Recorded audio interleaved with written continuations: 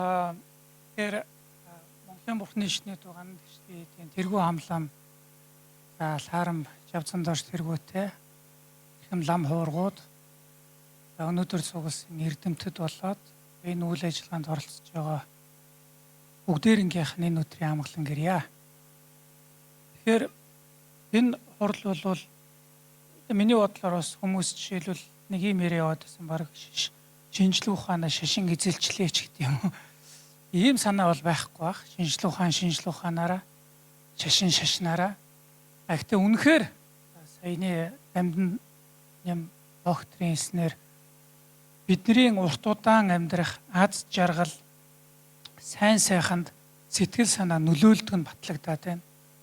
Насжилтанд нөлөөлдөг нь батлагдаад байна. Сэтгэл санаанд Бурхны шний бясалгал нөлөөлдөг нь батлагдаад байна. Тэгэхээр адаглаад энэ сэдв дээр ч гэсэн Бурхны шин шинжлэх ухаан хоёр хамтрах нь зүүн хэрэг юм л да. Зүүн хэрэг байх гэж бодож байна. Тэгээ өөрөөр хэлбэл бид нар одоо миний хувьд бол энэ хуралдаанаар шинжлэх ухаанаас суралцах төдийл юм. Шинжлэх ухааны эрдэмтэд ч гэсэн Бурхны шний зарим нэгэн тайлбар онолуудыг бас харилцсан мэдээлэл солилцож байгаа хүрээнд за өнөөдөр миний тавих хэлтгэл болохоор бидний тарих болоод сэтгэл зүйд бясалгал хэрхэн нөлөөлж байгаа талаар судалгааны тойм гэсэн сэдвтэй хэлтгэл тавих юм аа. Хэлтгэл маань 3 хэсгээс бүрдэнэ. Би өөрөө тарах. Нэг хөрөм. За, хэлтгэл маань 3 хэсгээс нэгдүгээрт судалгааны тойм, хоёрдугаарт энэ судалгаагаар ер нь бясалгал тодорхой үр дүн авчирч байна гэдэг нь бол нотлогдоод байгаа. Тэгэхээр яагаад ийм үр дүн авчирч байна гэдгийг Бурхны шашны өөрийнх нь сэтгэл судлалын үүднээс сэтгэл зүйн механизмыг тайлбарлахыг би өөрийн зүгээс хувьдаа оролдож байгаа. За эцэст нь бол би сүүлийн 4 жилийн турш Монголд бол Бурхны шашны санамсрын бясалгалд суурилсан ийм ангийг 4 жил орчим зааж хөтөлж байгаа. Тэгэхээр энэ өөрийн туршлагаас Монгол зааж байгаа энэ ангиас суусан хүмүүсээс хариу ямар үр дүнгийн талаар надтай хуваалцсан зүйлийн талаар та бүхэн танилцуулах юм аа. За ямар үр дүн гарч ийнэ гэдгийг ерөнхийд нь 2 хэсэгт хуваагаад нэгдүгээрт цэвэр физиолог талдаа буюу невро биолог талдаа гарч байгаа ямар өөрчлөлт гарсан бэ гэдэг судалгааны тоймууд за маш богино хугацаанд хийхэд хүртэл ердөөсөө 4 хоногт өдөртөө хэдхэн минутаар бясалгал хийхэд хүртэл анхаарал тогтворж иж байна. За тэгээд ой тогтоомж сайжирч байна. Ажлын бүтээл сайжирч байна гэсэн судалгааг 2010 болоод 18 оны судалгаанууд нотолсон.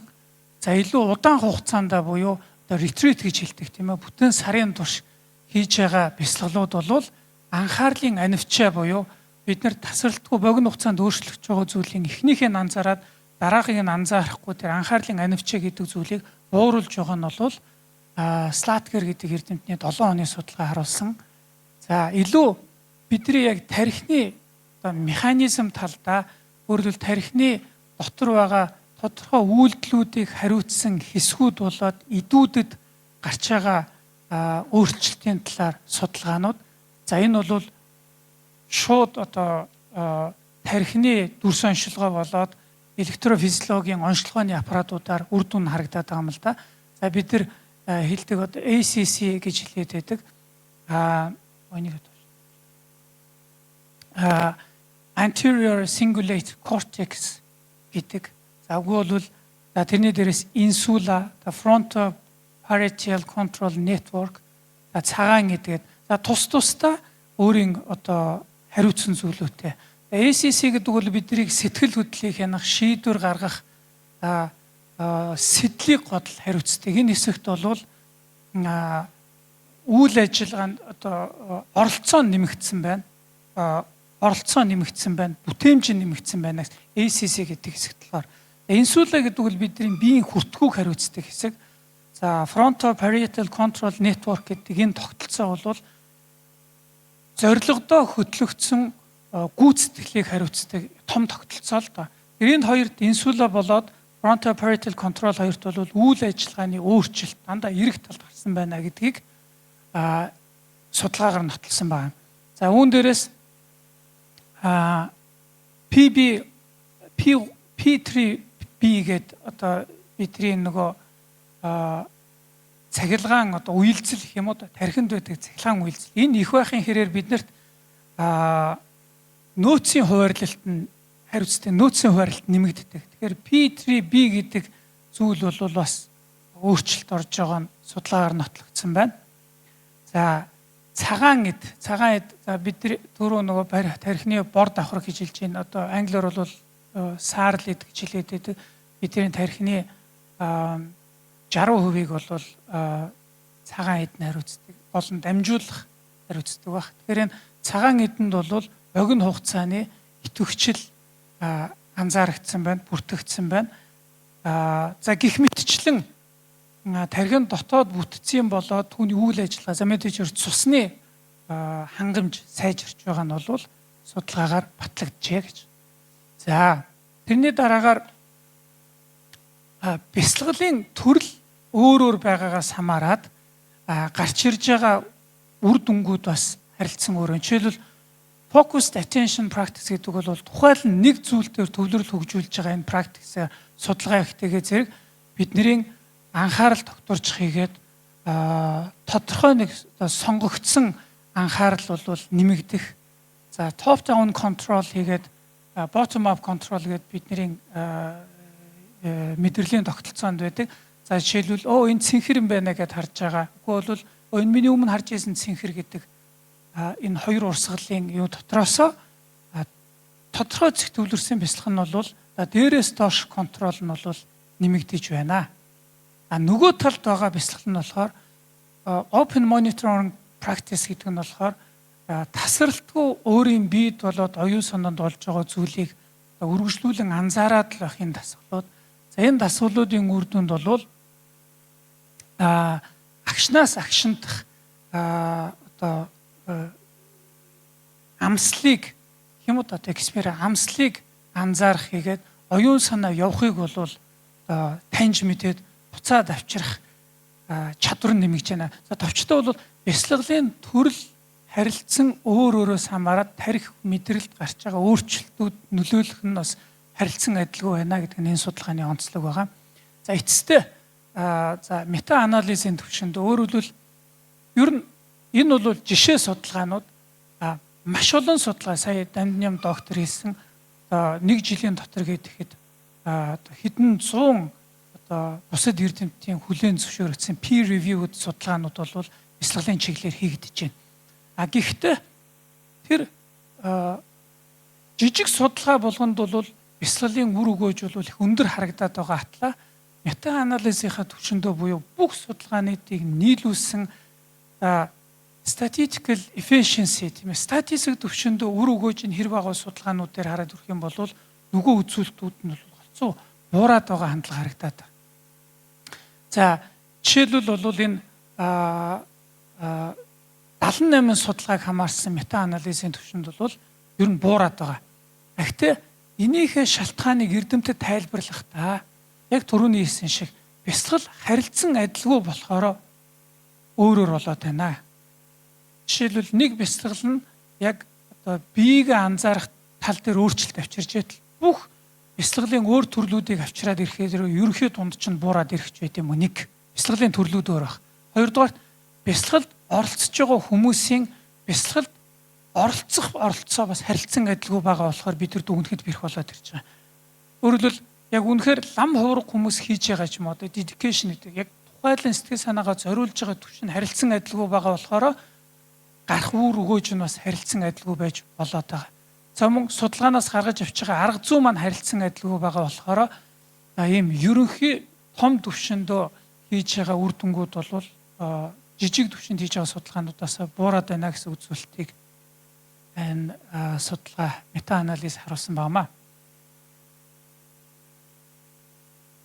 За түрүүнийх бол илүү невро одоо материалын түвшинд өөрчлөлтүүд гарч байгааг харуулж байгаа судалгаанууд харсан бол одоо энэ сэтгэл зүйн төвшөндөө сэтгэл зүйн төвшөндөө за эхний хоёр дүгнэлт нь болохоор энэ дандаа mindfulness based cognitive therapy гэдэг Оксфордын их сургуулиас хийсэн хөтөлбөр дээр гарсан үр дүнгуудын талаар судалгаа авах юм. За хамгийн эхний энэ Kabat-Zinn's судалгаа бол энэ төрөл дээр нэлээд түүчээ болсон судалгаа. За энэ дээр бол түгшүүр буурч байна. За паник буюу сандрах. Энэ бол буурч байна. 8-7 хоногийн хөтөлбөр байдаг. За илүү богинохон буюу 4-7 хоногийн төвшөндөө ч гэсэн дистресс хийгээд юмыг хит давтан бодох зэрэг нь бол харьцуулж байгаа гүрүүтэй харьцуулах юм бол буурч байгаа нь батлагдсан байгаа. За их нэг хэцүү зүйл бол депресс гэдэг маань маш их давтдаг өвчин, давтагдаад байдаг өвчин. За энэ давтагдахын эсрэг бол mindfulness бясалгалууд бол их өндөр үр дүнтэй байдаг нь судалгаанууд харуулад байдаг. За сэтгэл хөдлөлийг зохицуулах. За тэгээд энэ бясалгалыг хийснээр ер нь амьдрал одоо юу гэх сэтгэл ханамж болоод амьдралын сайн сайхан бусдад таатай хандах, бусдыг инэрн нэгүсэх, түүнийхээ үр дүнд бусдаас илүү дэмжлэг авах зэрэг өөрчлөлтүүд гарч байгаа нь харагдаад байгаа. За бас нэг зүйл нь болохоор бид нэр одоо химийн эмчилгээ хийдэг тийм ээ. Энэ депрессийн үед бол депрессийн дараа жишээл 2 жил хүртэл химийн одоо антидепрессант гэж хэрэглээд байдаг. Эцсийн дүндээ биеийн тортол гэсэн үг шүү дээ тийм ээ. Энэ эмчилгээ хийгээд байдгийг орлуулах талын хөтөлбөр нь болохоор мөн Оксфордоос хийжсэн MBSR гэдэг хөтөлбөр. За энэ үр дүнд бол mindfulness бясалгал бол тэр антидепрессант гэдэг тэр эмийн эсрэг бол ер нь ойролцоо үр дүнтэй байна. Зардал бол ойролцоо байна. Үр дүн бол бараг ойролцоо байна. Гэхдээ мэдээж хэрэг нөгөө эмийн хорт нөлөө байхгүй гэдэг нь давуу тал гэсэн судалгаа. За нэг сонирхолтой нь бол нэг ялангуяа багада хүчирхийлэлд өрчөөсөн хүүхдүүдэд дээр бол энэ антидепрессантаас ч илүү өндөр үр дүнтэй байна гэсэн судалгааны үр дүн гарч байна. За тэгээд MBSR гэдэг нь болохоор mindfulness stress reduction гэдэг арай тустай хөтөлбөр. Тухайлан стресстэй хүмүүстэй өрөөсөн хөтөлбөр байдаг. За энэний үр дүнгийн судалгаагаар бол нөгөө түгших буурч байна. Хамгийн гол нь уян хатан чанар гэх юм уу да. Уян хатан чанар таагүй зүйлд бас тодорхой хэмжээнд уян хатан байх энэ чадвар нэмэгдэж байна. Инэрл нэгүслийн бясалгалын үр дүнд бол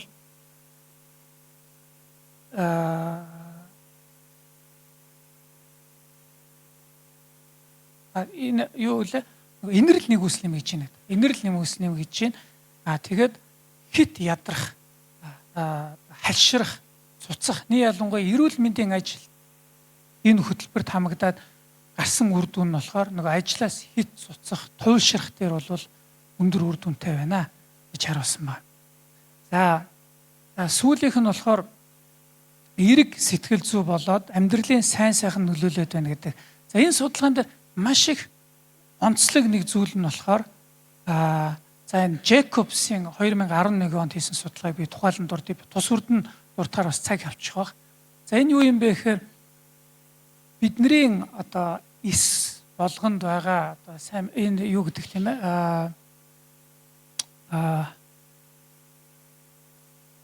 Теломер гэдэг тийм ээ. Теломер гэдэг нь сайхан Нобелийн шагнал хамгаалсан шүү дээ 10 жилийн өмнө тийм ээ. Элизабет Блэкборн гэдэг эрдэмтэн теломер гэдэг зүйл бидний ДНК-гийн эхлэл төгсгөл тийм кап буюу юм таглаа маягтай байдаг зүйл байна. За тэр маань бидний эсийн насжилтанд нөлөөлж байна. Тэр нь илтгэж байна гэдэг судалгаа нээлт хийгээд байгаа. Теломер гэдэг зүйл нь урт байх юм бол урт наслна, богино байх юм бол богино наслж байна. Тэгтэл Элизабет Блэкборн гэдэг эрдэмтэн маань өөрөө сүүлд сэтгэл судлалын эрдэмтэнтэй оршоод за бүр дараа нь Бурхны шний лам хуургуутай оршоод энэ теломер гэдэг зүйлийг урт богино байхыг дэмждэг теломерез гэдэг одоо энзим байгаа. Энэ энзимийн үйл ажиллагаа идэвхжих сулрахад бидний өөрсдийн сэтгэл санаа их нөлөөлж байна гэдгийг л нотлоод байгаа юм. Сэтгэл санааны байдал, стресс, депресс гэдэг маань эсийн хөгшрөлтөнд нөлөөлж байна. Сэтгэл санаа амгалан тайван байдаг маань эсийн хөгшрөлтийг илүү удаашрилж байна. Тэгэхээр энэ энзимийн үйл ажиллагаа идэвхжих сулрахад жишээлбэл 3 сарын идэвхтэй ретрит бясалгал бол за бидний цуснд байх нэг бөөмд дархлаа нийсгээд байгаа. Эний тэр энзим үйл ажиллагаанд бол идэвхж байгаа нь нотлоо гэж л. Өөрөөр хэлбэл төвчтэй бясалгал гэдэг нь бидний насжилт урт удаан амьдрахад шууд нөлөөлж байна. За мөн одоо системтэй одоо нэгтгсэн дүгнэлт нь тийм ээ. Мета анализийнхаа түвшинд болоод ирэхээр ер нь мета анализийнхаа түвшинд тархины тэр физиологийн түвшинд биш тэр сэтгэл санааны түвшинд өөрчлөлт гарах нь бол гараад байгаа боловч нийлүүлээд ирэхтэйгээ зэрэгэл тусгайлсан судалгаануудаас үр дүн илүү буураад байгаа нь л юм шүү. Энийг л би цохон дуртахыг хүсэж байгаа.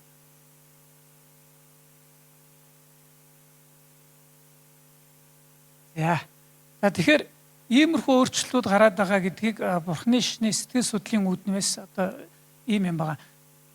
Тархинд гарч ирж байгаа тэр физик өөрчлөлтүүдийг тайлбарласан тайлбар бол буддизм заны ялангуяа судрын ёсондоо бол төдийлөн байхгүй байна. Судрын ёсондоо бол бидний тархины дотоод бүтц ингэж өөрчлөгдөж байна гэж тайлбар байхгүй. Илүү сэтгэл санааны түвшиндөө бол энэ тайлбар явагддаг. Сэтгэл судлалын түвшиндөө. Тэгэхээр сэтгэл судлалын түвшиндөө энэ сэтгэл дотор байгаа өөрчлөлтийг механизмын үүднээс тайлбарлах юм бол санамсрын бясалгал бол буюу mindfulness бол гол хоёр функцийг үзүүлж байна гэдэг. Нэг нь болохоор attention regulation буюу анхаарлын хяналт. Attention болоод сэтгэл хөдлөл emotion regulation гэдгийг бол сэтгэл хөдлөлийг зохицуулж байна гэж хэлээд анхаарлыг өөрчилж байна. За хоёрдугаар нь болохоор бидний юмыг хүлээж авах үзэл баримтлал гэх юм уу perception өөрчлөлт авчирч байна. Таагүй зүйл тохиолдоход түүнийг харах хийгээд хүлээн авч өөрийгөө сэрхүүд өөрчлөлтийг авчирч байна гэсэн хоёр өөр одоо үр дүн гэх юм уу үйл ажиллагаа авчираад байгаа. Тэгтэл Бурхны шашинд бол бидний ер нь зовлонгийн шалтгааныг бол нэгдүгээрт сөрөг сэтгэл хөдлөл. Тэгтэл тэдгээрийн суурьнд нь бол заавал буруу үзэл баримтлал байна гэж үздэг. Буруу юм сүзэдлийн мөн чанарыг буруу ойлгоод байгаа маань тэрний суурьнд байна. За энэ хоёрын эсрэг сайн мэд Бурхны шашны хоёр бясалгал хийдэг. Эхнийх нь тогтоох бясалгал. Тогтоох бясалгал бол хэд сэтгэл хөдлөлд автах анхаарлаа бид хянж чадахгүй байх, оюунаа чиглүүлж чадахгүй байхын эсрэг бол анхаарал төвлөрлийн бясалгал ашигладаг. Энэ нь бид сэтгэлийн амар амгалан тодорхой хэмжээнд авчрах боловч за илүү удаан хугацааны тогтвортой амар амгалан бол авчирна гэж үздэг Бурхны шашин. Илүү тогтвортой амар амгалан бол цаад ганцхан сэтгэл хөдлөл биш, түүнийг үйлдвэрлээд байгаа юм сүзэдлийг хүлээж авах perception буюу ойлголтон дээр өөрчлөлт гарч иж бол одоо сая одоо илүү тогтвортой амар амгалан гарна гэж үздэг юм аа. Энэ тухайлан ямар үзэл баримтлал юм бэ гэхээр нэгдүгээр Бурхны шашны нөгөө алдартай дөрвөн үнийн эхний зовлон үнэн. Зовлон үнэн гэдэг таньжиж л хүн гэгэрнэ гэдэг л дээ. За хоёрдугаарт бие үгэн онол гэж хэлээд. Энэ хоёрыг л бид нэр мэдчихэж гол гэгэрх процесс танин мэдхүү талаас явдаг учиртай. Тэгтэл энэ хоёр ойлголт хоёулаа жишээлбэл Оксфордын Mindfulness Based Cognitive Therapy гэдэг хөтөлбөр дотор агуулгад байдаг. Жишээлбэл зовлон үнэн гэдгийг л бүх хичээлүүд дотроо Бурхны шашнаас авсан two arrows гэдэг одоо жишээ аваад хоёр сумны жишээ. Ер нь таагүй зүйл тохиолдно. Таагүй зүйл тохиолдно. Өөрөөр хэлбэл хүлээн зөвшөөрөх. Таагүй зүйлийг гомдох, игдүүцэх, яагаад намаа гэж, яагаад энэ гэж гэдгээр ёронд ер нь таагүй зүйл байдаг гэдэг ойлголт маань энд сонирхолтой дэлгэхэд 70 жилийн турш Монголд Бурхны шашныг ерөөсөө та нар гутран үзэлтэй. Та нар энэ сайхан амьдралыг гутаалаа гэж буруутгаж ирсэн. Энэ сургаалаас болж зовлон үнэн гэдэг маань. Гэтэ энэ бол Бурхны шашны цөм сургаал болоод энэ бол үний юм л таагүй зүйл тохиолддог. Гэтэл 2000 гарсны дараа Шинжлэх ухаан өөрөө зовлон үнэн гэдэг сургаал маань бүр энэ хоржоонтой байгаас сэтгэл санаа гутрахын эсрэг ашиглаад байгаа юм л да. Хоёр сумны жишээ. Таагүй зүйл ер нь тохиолдог, ер нь байдаг гэдэг зөвшөөрөх хэрэгтэй байна. За хоёрдугаар энэ бие үгэн онол гэдгийг энэ mindfulness-ийг хэрэгжилж байгаа өрнийн хөтөлбөрөд маш их ашиглаад байгаа. Тэрийг нүр дурдахгүй байна. Ерөөсөө нэр дурдахгүй байна. Хамгийн захын жишээ нь decentration гэж маш их хэлээд байгаа. Хүн зовж ийн гэж өөрийгөө нэг бүхэл хараасаа илүүтэйгээр миний биед яг одоо юу мэдрэж байна. Миний сэтгэл хөдлөл нь юм байна. Миний бодол нь юм байна. Миний сэтэл юм байна гэдэг өөрийгөө дотор нь задлж буюу Бурхны шашны бие үгэн онол гэдэг маань бие хэмээгчийг дотор нь 5 цогц суулгаад задалдаг. Сүүлийн буюу тим мэдл гэдэг нь орчин үеийн шинжлэх ухаанд байхгүй болохоор эхний дөрвийнхэн төвшөндөө өөрийгөө задлж харж чадсанараа зовлон зүдгүүр уурна. Дарамт нь буурна гэдэг энэ агуулгыг орчин үеийн шинжлэх ухаанд ашиглаад байгаа боловч төдийг нэрлэхгүй байгаа юм л да. Тэгэхээр Бурхны ишний дахиад тайлбар нь яагаад эдгээр сэтгэл зүйн өөрчлөлтүүд хийж байна гэхээр нэгдүгээр өөрийн мэдлгүй уурлаад бухимдаад байгаа сэтгэл санаагаа эзэмдэж чадахгүй байгааг Бурхны ишинд идэлэг гонжирва гэдэг. Сэтгэлдээ бид нэр иргэшээлийг олохын тулд төвлөрлийн бясалгал хийхин тусламжтайгаар үр дүн гарна. Хоёрдугаарт дахиад зовлон зүдгүүрийг хүлээн зөвшөөрөхийн тулд ер нь таагүй зүйл байдаг гэдэг хоёрын төвшөндөө л эдгээр үр дүнгээр гарч чана гэж бодож байна. Баярлалаа. За хугацаа дуусчих шүү. За энийг маш товчхон хэлжээ. Зүгээр би 4 жилийн хугацаанд 2000 орчим хүнд танхимын сургалтаар хүрж яхад бидний юу авдаг л да тийм ээ. Фидбек авдаг. Цагаад нөгөө хүмүүс хариугаа авдаг. Энэ дээр сонирхолтой хэдэн жишээ нь migraine их сайн нөлөөлж байна гэж үр дүн гараад. Migraine буюу одоо бид тэр аврал үгүй өвдөд эдэг идэгдгүү тэр өвдөлт нь migraine бол өндөр нөлөө гарсан. За panic attack өөрөлдөл гівгэнэт сандрал бүх контролоо алддаг. Энэ үед бол их өндөр үр нөлөө гарч байгаа хүмүүсээс фидбек гэж. За нойр сайжрах. За энэ дэр мэдээж хэрэг уу гашуу. Хичээлд суухын өмнөх болоод хичээл суусны дараах уу гашууг бол илүү хялбар авч яана гэсэн үр дагаврууд байдаг. За сүүлд нь дүгэлд нь болохоор ер нь бид нар бясалгал гэдгийг нэг зүйл гэж бодоод түүнээс гарч байгаа олон судалгааг нэгтгэхэд мета анализ хийхтэйгээ зэрэг тухайлсан үр дагаврын хүрээнд бол ерөнхий үзүүлэлтүүд нь буураад байгаамаа. Тийм болохоор миний санаа болохоор жишээлбэл яг Бурхны шашинтай итгэл үнэмшилтэй хүмүүсийн дунд тодорхой нэг бясалгалыг нэг арга зүгээр хийсэн судалгаа маш их олон болоод тэр нь мета анализийн түвшинд хийж болох юм бол үр дүн нь чиглэл нэгтэй болох юм бол үр дүнд нь анзаарах тохиолдол илүү өндөр түвшний илүү sufficient гэж хэлдэг тийм ээ. Үр өгөөжүүд гарах байхаа гэдэг санал төвшүүлж байгаа. Өөрөөр судалгаа илүү хийх хэрэгтэй. Жишээлбэл одоо Дамдын нэм доктор сая бид судалгаа хийж байгаа гэж яг одоо манай Жавцсан Дамбутгтуу гандан дэгчлийн дээр бясалгалын хичээлүүд явагддаг. Энэ судлагдсан байгаа тань л яг энд сууж байгаа хүмүүстээр гарч байгаа өөрчлөлтийг бид нэр одоо MRI ч вэ тийм үү тийм ээ тархины дүр сонжлогооны түвшинд үгүй бол сэтгэл судлалын түвшинд тест авдаг ч юм уу ийм судалгааны өөрчлөлтүүд нэг ялангуяа Бурхны шашинт Монгол оронд бол өөрчлөлт илүү өндөр байж болохоос болоод байгаа. Яг л ихээр Бурхны ишний бясалгал гэдэг нь тодорхой контекст буюу хам сэдв дотор байдгийг сугалж аваад тэрэнд итгэдэггүй хүмүүст шууд үр дүн гарна гэдэг бол нэлээд үр дүнгийн сааруулах хүчин зүйлүүд болчиход байгаа юм л да. Тэгтэл энэ контекстээр нь бүтэн хүлээж авч байгаа хүмүүстээр гарч байгаа өөрчлөлт бол илүү өндөр байж болно гэсэн санаа байгаа. Сүүлийн үр дүн за дүнэлтний анхаарал тавьсан бүгдээр нь баярлалаа.